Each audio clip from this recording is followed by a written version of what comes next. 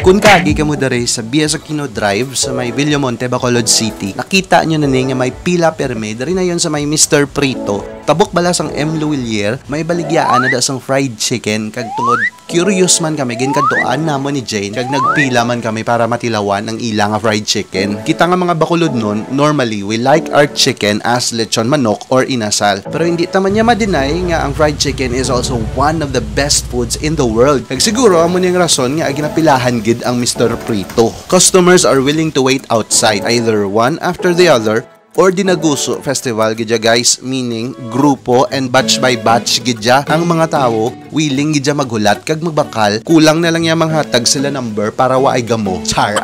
All chicken parts are available here, pero kay hindi kami gusto nga mabitin ni Jane, isa ka jumbo chicken gidya ang amon ginbakal kag ari ang ila nga mga prices.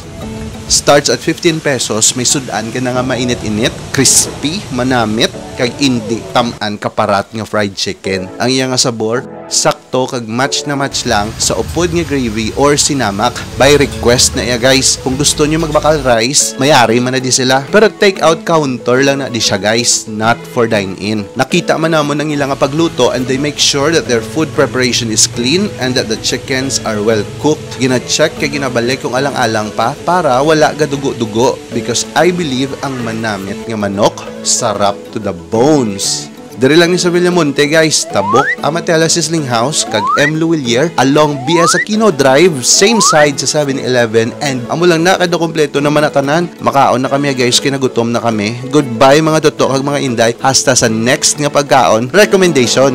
Ano man baro sa manok nila? Dami